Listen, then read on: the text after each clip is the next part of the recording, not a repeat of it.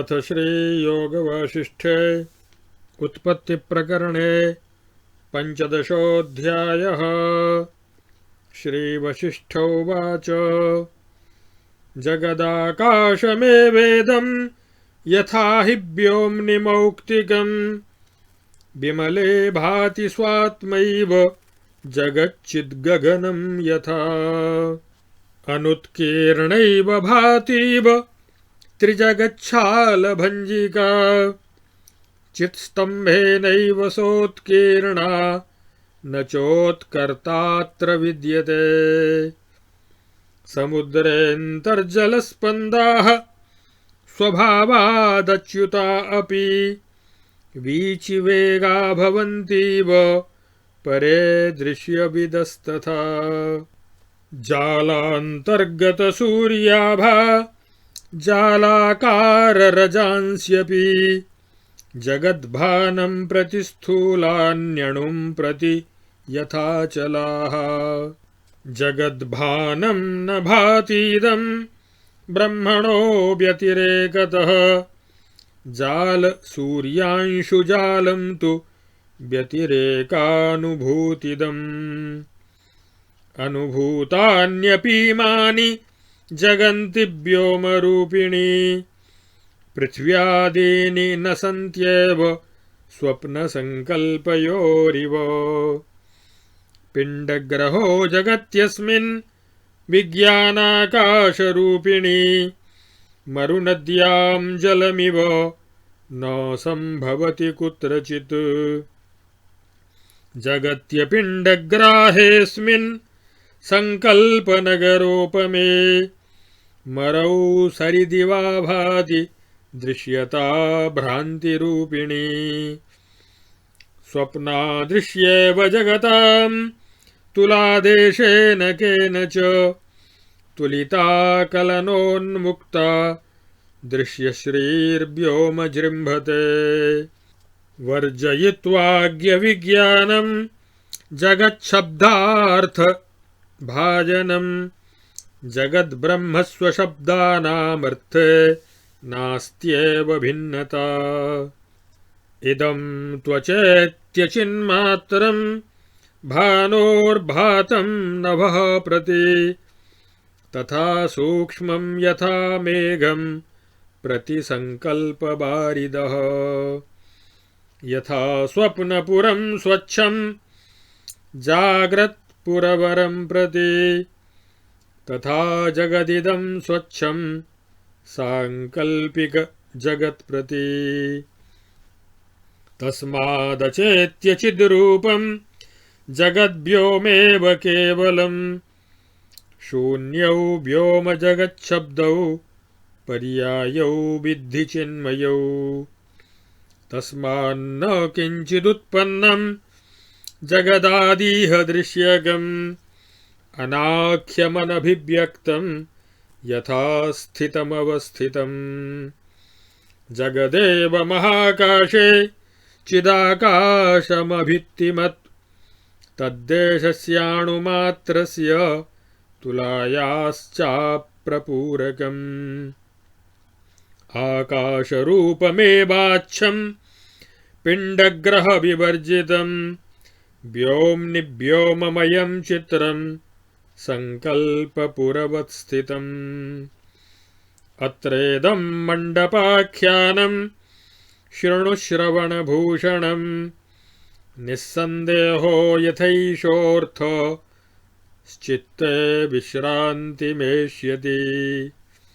श्रीराम उवाच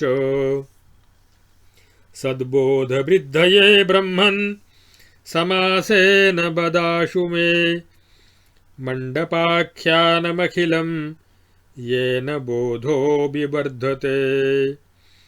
श्रीवसिष्ठ उवाच अभूदस्मिन् महीपीठे कुलपद्मो विकासवान् पद्मो नाम नृपः श्रीमान् बहुपुत्रो विवेकवान् मर्यादापालनाम्भोधिर्द्विषत्तिमिरभास्करः कान्ता कुमुदिनी चन्द्रो दोषतृणहुताशनः मेरुर्विबुधवृन्दानां यशश्चन्द्रो भवार्णवे सरः सद्गुणहंसानां कमलामलभास्करः सङ्ग्रामवीरुत्पवनो मनोमातङ्गकेसरी समस्तविद्यादयितः सर्वाश्चर्यगुणाकरः सुरारिसागरक्षोभ बिलसन्मन्दराचलः विलासपुष्पौघमधुः सौभाग्यकुसुमायुधः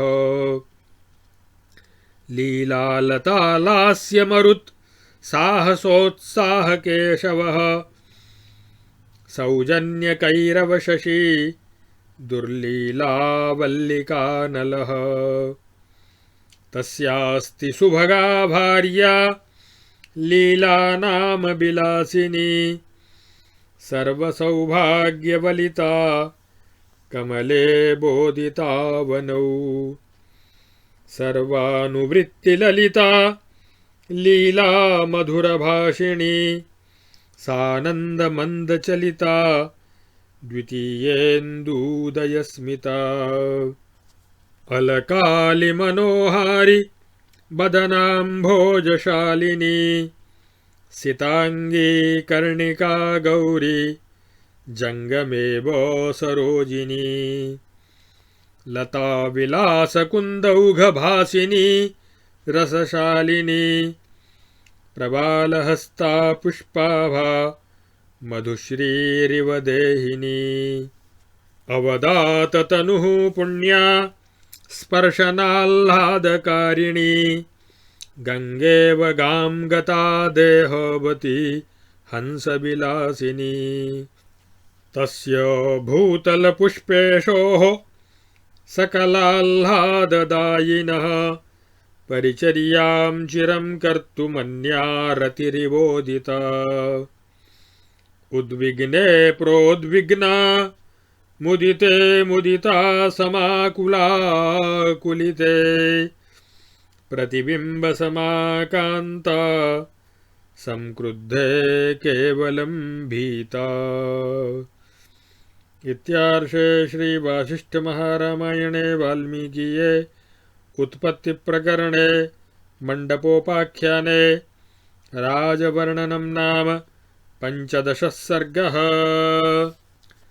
अथ 16 सर्गः। श्रीवसिष्ठोवाच भूतलाप्सरसा सार्ध मनन्यादयितापतिः अकृत्रिमप्रेमरसं सौरेमे कान्तया तया उद्यानवनगुल्मेषु तमालगहनेषु च पुष्पमण्डपरम्येषु लतावलयसद्मसु पुष्पान्तःपुरशय्यासु पुष्पसंभारवीथिषु वसन्तोद्यानदोलासु क्रीडापुष्करिणीषु च चन्दनद्रुमशैलेषु सन्तानकतलेषु च कदम्बनीपगेहेषु पारिभद्रोदरेषु च विकसत्कुन्दमन्दारमकरन्दसुगन्धिषु वसन्तवनजालेषु कूजत्कोकिलपक्षिषु नानारण्यतृणानां च स्थलेषु मृदुदीप्तिषु निर्झरेषु तरत्तारसीकरासारवर्षिषु शैलानां मणिमाणिक्यशिलानां फलकेषु च देवर्षिमुनिगेहेषु दूरपुण्याश्रमेषु च कुमुद्बतीषु फुल्लासु स्मेरासु नलिनीषु च वनस्थलीषु कृष्णासु फुल्लासु फलिनीषु च सुरतैः सुरतारुण्यैः सुन्दरः सुन्दरेहितैः ईहितैः पेशलान्योन्यघनप्रेमरसाधिकैः प्रहेलिकाभिराख्यानैस्तथा चाक्षरमुष्टिभिः अष्टापदैर्बहुद्यूतैस्तथा गूढचतुर्थकैः नाटिकाख्यायिकाभिश्च श्लोकैर्बिन्दुमतिक्रमैः देशकालविभागैश्च नगरग्रामचेष्टितैः श्रग्दाममालावलितैर्नानाभरणयोजनैः लीलाविलोलचलनैर्विचित्रोरसभोजनैः आर्द्रकुङ्कुमकर्पूरताम्बूलीदलचर्वणैः फुल्लपुष्पलतागुञ्जा देहगोपनखव्रणैः समालम्भनलीलाभिर्मालाप्रहरणक्रमैः गृहे कुसुमदोलाभिरन्योन्यं दोलनक्रमैः नौयानयुग्महस्त्यश्व दान्तोष्ट्रादिगमागमैः जलकेलिविलासेन परस्परसमुक्षणैः नृत्यगीतकलालास्य तालताण्डवमण्डनैः सङ्गीतकैः सङ्कथनैर्वीणा मुरजवादनैः उद्यानेषु सरित्तीरवृक्षेषु बरबीथिषु अन्तःपुरेषु हर्म्येषु फुल्लदोलावदोलनैः सा तथा सुखसमृद्धा तस्य प्रणयिनी प्रिया एकदा चिन्तयामास सुभ्रूः सङ्कल्पशालिनी प्राणेभ्योऽपि प्रियो भर्ता ममैष जगतीपतिः यौवनोल्लासवान् श्रीमान् कथं स्यादजरामरः भर्त्रानेन सहोत्तुङ्गस्तनी कुसुमसद्मषु कथं स्वैरं चिरं कान्ता रमे युगशतान्यहम् तथा यते यत्नमतस्तपो जप यमेहितैः रजनीशमुखो राजा यथा स्यादजरामरः ज्ञानवृद्धांस्तपोवृद्धान् विद्यावृद्धानहं द्विजान् पृच्छामि तावन्मरणं कथं न स्यान्नृणामिति इत्यानीयाथ सम्पूज्य द्विजान् पप्रच्छ सानता अमरत्वं कथं विप्रा भवेदिति पुनः पुनः विप्रा ऊचुः तपोजपयमैर्देवी समस्ताः सिद्धसिद्धयः सम्प्राप्यन्ते मरत्वं तु न कदाचन लभ्यते इत्याकर्ण्या द्विजमुखाच्चिन्तयामास सा पुनः इदं स्वप्रज्ञयैवाशु भीता प्रियवियोगतः मरणं भर्तुरग्रे मे यदि दैवाद्भविष्यति तत्सर्वदुःखनिर्मुक्ता संस्थास्ये सुखमात्मनि अथ वर्षसहस्रेण भर्तादौ चेन्मरिष्यति तत्करिष्ये तथा येन जीवो गेहान्न यास्यति तद्भ्रमद्भर्तृजीवेऽस्मिन् निजे शुद्धान्तमण्डपे भर्त्रा विलोकिता नित्यं निवत्स्यामि यथा सुखम् अद्यैवारभ्यैतदर्थं देवीं ज्ञप्तिं सरस्वतीं जपोपवासनियमैरातोषं पूजयाम्यहम् इति निश्चित्य सा नाथमनुक्त्वैव वराङ्गना यथाशास्त्रं चचारोग्रं तथा नियममास्थिता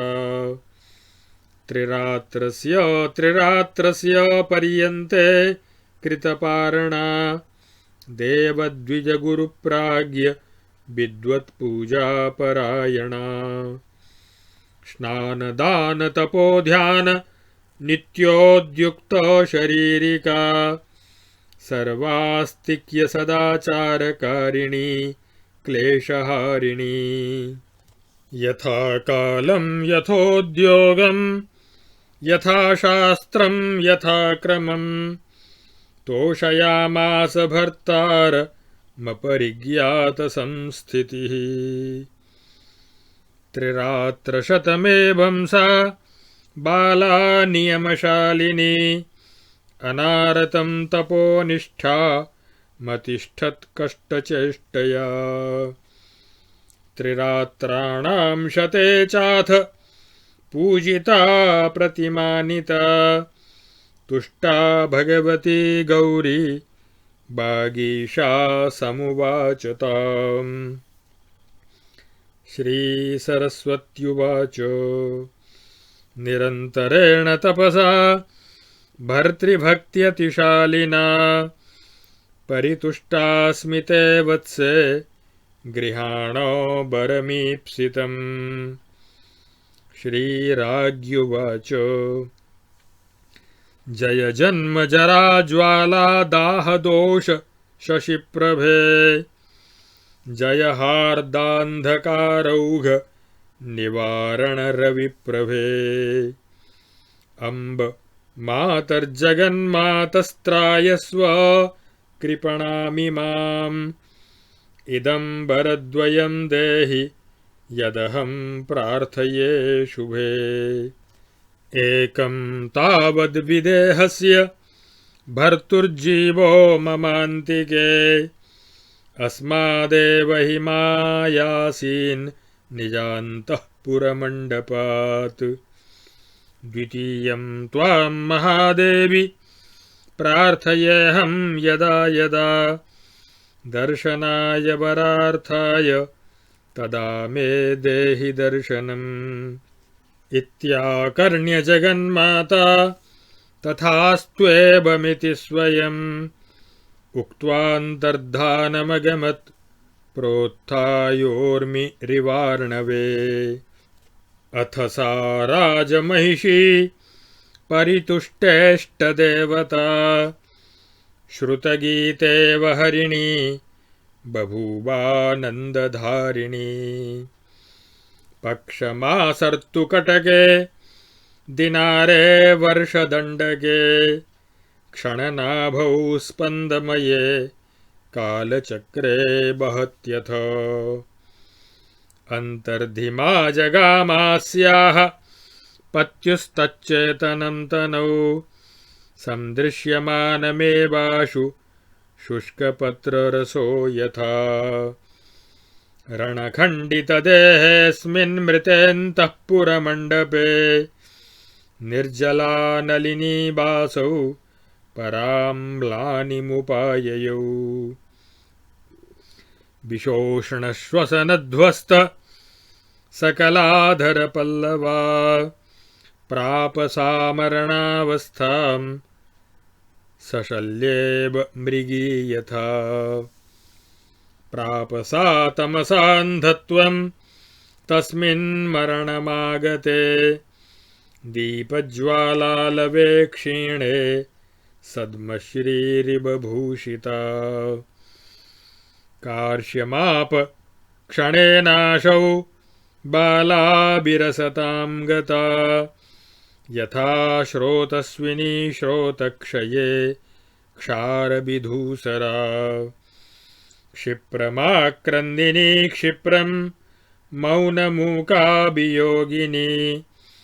बभूव चक्रवाकीव मानिनी मरणोन्मुखी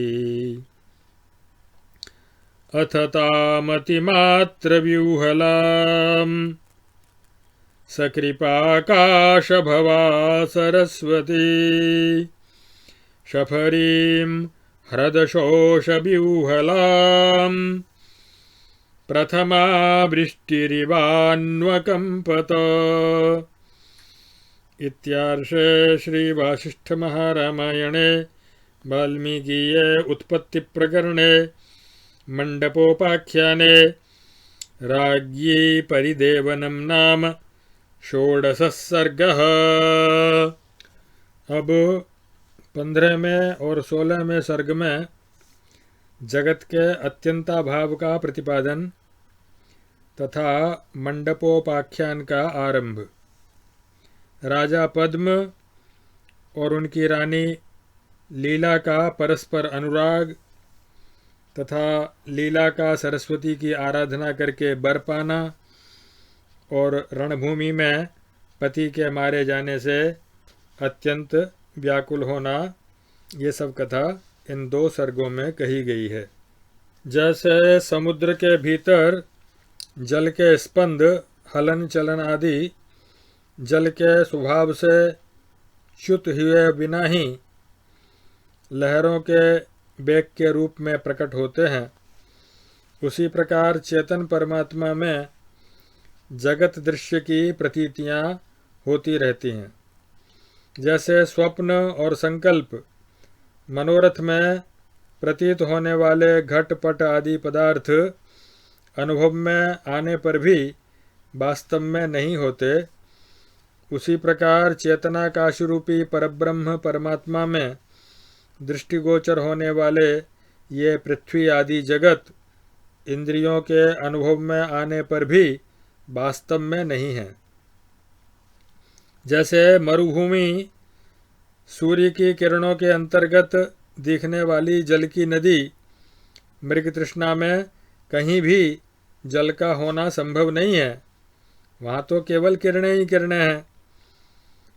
लेकिन जिनको किरणें दिखती हैं उनको जल नहीं दिखता, और जिनको जल दिखता है उन्हें किरणें नहीं दिखती हैं।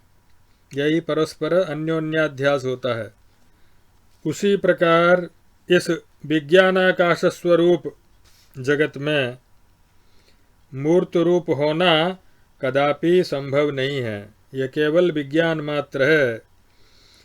जिसमें मूर्त रूप का ग्रहण नहीं होता तथा जो संकल्प कल्पित नगर के समान मिथ्या है, उस जगत में जो दृश्यता की प्रतीति होती है वह मरुमरीचिका में दृष्टिगोचर होने वाली नदी के समान केवल भ्रांति रूप ही है। इस जगत का जो दर्शनीय सा दृश्य वैभव है उसे साक्षीभूत चैतन्यमयी तराजू के एक पलड़े में रखा जाए और दूसरी ओर स्वप्न को रखकर सार और असार का विवेचन करने वाली बुद्धि रूप कांटे से यदि तोला जाए तो यह दृश्य वैभव स्वप्न की भांति कलना रहित असत्य होकर आकाश की भांति शून्य अथवा चेतनाकाशमय ब्रह्म रूप में ही स्थित होता है। अज्ञानियों की जो समझ है उसी में जगत शब्द का ब्रह्म से भिन्न अर्थ भासित होता है। वास्तव में जगत, ब्रह्म और स्व आत्मा, इन शब्दों के अर्थ में कोई भेद है ही नहीं। इसलिए यहाँ जगत आदि कोई भी दृश्य उत्पन्न नहीं हुआ है। नाम और रूप से रहित चेतन ब्रह्म ही ज्यों का त्यों निर्विकार भाव से विराजमान है। इस रीति से मायामय महाकाश में स्थित यह जगत आवरण शून्य चेतन आकाश रूप परमात्मा ही है। इस विषय में मंडपाख्यान सुनाया जाता है जो कानों के लिए आभूषण रूप है। तुम ध्यान देकर सुनो। पूर्व काल में इस भूतल पर पद्म नाम से प्रसिद्ध एक राजा हो गए हैं, जो अपने कुलरूपी सरोवर में प्रफुल्ल कमल के समान शोभा पाते थे। वे राजलक्ष्मी से संपन्न और अनेक पुत्रों से युक्त होते हुए भी विवेकशील थे। वे मर्यादा का पालन करने में समुद्र और दोषरूपी तिनकों को जला डालने के लिए अग्नि के समान थे। जैसे मेरु पर्वत देवताओं का आश्रम है, वैसे ही वे विद्वानों के समुदाय को आश्रय देने वाले थे। जैसे पूर्ण चंद्रमा के उदय होने से महासागर उल्लसित हो उठता है, उसी प्रकार उनके सुयश के विस्तार से संसार का आनंद वर्धन होता था। वे सद्गुण रूपी हंसों के लिए मानसरोवर थे। संग्राम भूमि में शत्रु रूपी झाड़ियों को कंपित कर देने के लिए प्रचंड पवन थे। मन रूपी मतवाले हाथी को वश में करने के लिए सिंह थे। समस्त विद्या रूपी वनिताओं के प्राणवल्लभ और संपूर्ण आश्चर्यमय गुणों की खान थे। देवद्रोही दैत्यों के सैन्य समुद्र को मथ डालने के लिए शोभाशाली मंदराचल थे। भगवान विष्णु के समान साहस और उत्साह से संपन्न थे। सौजन्य रूपी कुमुदिनी के विकास के लिए शीतरश्मि चंद्रमा थे तथा दुराचार रूपी विष की बेलों को भस्म करने के लिए धधकती हुई आग थे। राजा पद्म की पत्नी का नाम था लीला। वह बड़ी सुंदरी तथा सब प्रकार के सौभाग्य से संपन्न थी। लीला इस भूतल पर प्रकट हुई साक्षात लक्ष्मी के समान शोभा पाती थी। पति सेवा के जितने प्रकार हो सकते हैं, उन सब में परम निपुण होने के कारण उसकी मनोरमता और भी बढ़ गई थी, अथवा सबके अनुकूल बर्ताव करने के कारण वह सभी को प्रिय एवं मनोहर जान पड़ती थी। वह सदा मीठे वचन बोला करती थी और आनंदमग्न होकर मंद मंद गति से चलती थी। जब वह मुस्कराती थी, उस समय ऐसा लगता था मानो दूसरे चंद्रमा का उदय हो गया हो। उसके अंग गौरवर्ण के थे। पति की प्राणवल्लभा लीला राजा के खिन्न होने पर खिन्न हो उठती थी और उनके प्रसन्न होने पर आनंदमग्न हो जाती थी। और जब वे किसी चिंता से व्याकुल होते तो वह भी चिंता के कारण घबरा उठती थी। इस प्रकार सारी बातों में वह पति के प्रतिबिंब की भांति उनका अनुकरण एवं अनुसरण करती थी, परंतु उनके कुपित होने पर वह केवल भयभीत ही होती थी, क्रोध नहीं करती थी। रघुनंदन, लीला अपने पति की अनन्य प्रिया एकमात्र बल्लभा थी, अथवा उसका अपने पति में अनन्य अनुराग था। ऐसी भार्या के पति महाराज पद्म ने भूतल की अप्सरा जैसी मनोहर अपनी उस प्रेयसी के साथ स्वाभाविक प्रेम रस का आस्वादन करते हुए विहार किया।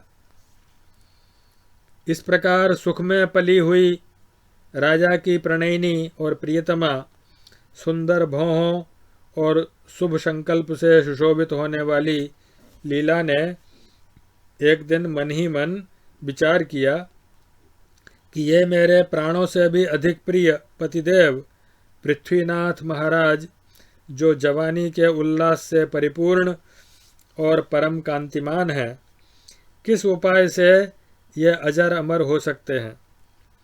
मैं तप जप और यम नियम आदि चेष्टाओं से ऐसा प्रयत्न करूं जिससे कि ये चंद्रमा के समान मनोहर मुख वाले महाराजा अजर अमर हो जाएं। पहले मैं ज्ञान तपस्या और विद्या में बढ़े चढ़े ब्राह्मणों से पूछती हूँ कि कौन सा ऐसा उपाय है जिससे मनुष्यों की मृत्यु न हो। ऐसा विचार करके उसने पूर्वोक्त गुण वाले ब्राह्मणों को बुलवाया और उनकी पूजा करके नतमस्तक होकर बारंबार पूछा, हे विप्रगणों, मुझे और मेरे पति को अमरत्व कैसे प्राप्त हो सकता है। ब्राह्मण बोले, देवी, जप तप और यम नियमों का पालन करने से सिद्धों की समस्त सिद्धियां प्राप्त हो सकती हैं, परंतु उनसे अमरत्व कदापि नहीं मिल सकता। ब्राह्मणों के मुख से यह बात सुनकर अपने प्रियतम के भावी वियोग से भयभीत हुई लीला ने अपनी बुद्धि से ही फिर तत्काल इस प्रकार सोचना आरंभ किया कि यदि दैववश पति के सामने मेरी मृत्यु हो गई, तब तो मैं संपूर्ण दुखों से छूटकर परमात्मा में सुखपूर्वक स्थित हो जाऊंगी। किंतु यदि 1,000 वर्ष के बाद मुझसे पहले मेरे पति ही चल बसे, तो मैं ऐसा यत्न करूंगी कि जिससे उनका जीव घर से बाहर न जा सके। फिर तो मैं अपने अंतःपुर के मंडप में, जहाँ मेरे पतिदेव का जीव विचर रहा होगा, पति के दृष्टिपथ में रहकर सदा सुखपूर्वक निवास करूंगी। अपने संकल्प की सिद्धि के लिए मैं आज से ही जप, उपवास और नियमों द्वारा ज्ञानमयी सरस्वती देवी की तब तक आराधना करती रहूंगी जब तक वे पूर्ण रूप से संतुष्ट न हो जाएं। ऐसा निश्चय करके उस श्रेष्ठ नारी ने अपने स्वामी को बताए बिना ही नियम परायण होकर शास्त्रीय विधि के अनुसार उग्र तपस्या आरंभ कर दी।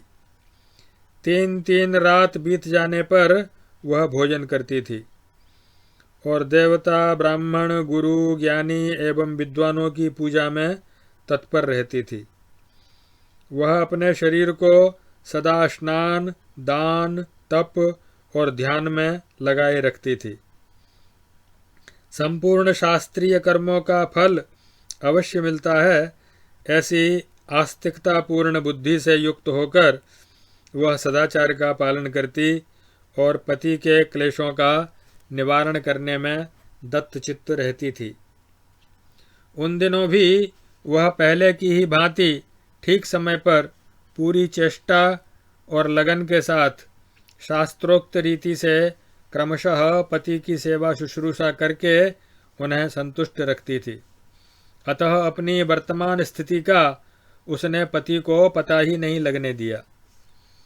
इस तरह नियम पालन से सुशोभित होने वाली उस भोली भाली लीला ने लगातार 300 रातों तक कष्टप्रद चेष्टाओं के द्वारा तपस्या का निर्वाह किया। 100 त्रिरात्र व्रतों की पूर्ति हो जाने पर उसके द्वारा पूजित और सम्मानित होकर गौरवर्णा भगवती वागीश्वरी सरस्वती संतुष्ट होकर उसके सामने प्रकट हुईं और बोलीं। श्री सरस्वती जी ने कहा, बेटी, तुमने जो निरंतर तपस्या की है वह तुम्हारी पति भक्ति के कारण अधिक उत्कर्षशालिनी हो गई है। उससे मैं तुम पर बहुत संतुष्ट हुई हूँ। अतः तुम मुझसे कोई मनोवांछित वर ग्रहण करो। रानी बोली, देवी, आप जन्म और जरा रूपी अग्नि की ज्वालाओं से उत्पन्न दाह रूपी दोष का शमन करने के लिए चंद्रमा की प्रभा के समान है। आपकी जय हो। आप हृदय की अज्ञानांधकार राशि का निवारण करने के लिए सूर्यदेव की प्रभा के तुल्य हैं। आपकी जय हो। हे अम्ब, हे मातः जगदम्बिके, इस दीन सेविका का आप संकट से उद्धार करें। हे शुभे, मैं आपसे जो 2 वर मांगती हूँ उन्हें मुझे देने की कृपा कीजिए। उनमें पहला वर तो यह है कि जब मेरे पतिदेव का शरीर छूट जाए तब उनका जीव मेरे इस अंतःपुर के मंडप से बाहर न जाए। और महादेवी, मैं दूसरा वर यह मांगती हूँ कि जब मैं आपसे वर पाने के उद्देश्य से अथवा आपके दर्शन करने की अभिलाषा से आपको दर्शन देने की प्रार्थना करूं, तब तब आप मुझे अवश्य दर्शन दें। लीला की यह बात सुनकर जगन्माता सरस्वती ने कहा, बेटी, तुम्हारी यह अभिलाषा पूर्ण हो। यह कहकर वे स्वयं वहाँ से अदृश्य हो गईं। ठीक वैसे ही जैसे महासागर में लहर उठकर स्वयं ही शांत हो जाती है। तदनंतर जिसकी इष्ट देवी संतुष्ट हो गई थीं, वह राजरानी लीला संगीत सुनकर मस्त हुई मृगी के समान आनंद में मग्न हो गई। इसके बाद पक्ष जिसके नेमी गोलक हैं और मास जिसके मध्य गोलक हैं तथा ऋतु जिसके नाभि गोलक हैं और दिन जिसके अरे हैं, वर्ष जिसका अक्षदंड धुरा है और क्षण जिसके नाभि का छेद है, ऐसे गतिशील कालचक्र के चलते रहने से लीला के पति की चेतना सूखे पत्ते के रस की भांति देखते ही देखते शरीर में से सहसा अदृश्य हो गई। बात असल में ये हुई कि किसी शत्रु ने आक्रमण किया और युद्ध में घायल होकर उनका शरीर धराशायी हो गया। वे अंतःपुर में लाए गए और फिर वहीं मर गए। इस प्रकार राजा की मृत्यु हो जाने पर लीला अंतःपुर के मंडप में जलशून्य कमलिनी की भांति मुरझा गई। उसका मुख मलिन हो गया। विषतुल्य उस निश्वास से उसका सारा अधर पल्लव सूख गया। वह बेचारी बाण से बिंधी हुई हरिणी के समान छटपटाती हुई मृत्युतुल्य अवस्था को पहुंच गई। तत्पश्चात जलाशय के सूख जाने से व्याकुल हुई मछली के ऊपर जैसे आषाढ़ की पहली वर्षा अनुकंपा करती है, उसी प्रकार पति के वियोग से अत्यंत विह्वल हुई लीला के ऊपर दयामयी सरस्वती ने आकाशवाणी के रूप में कृपा की। अब आगे क्या हुआ ये अगले सर्ग की कथा में बताएंगे।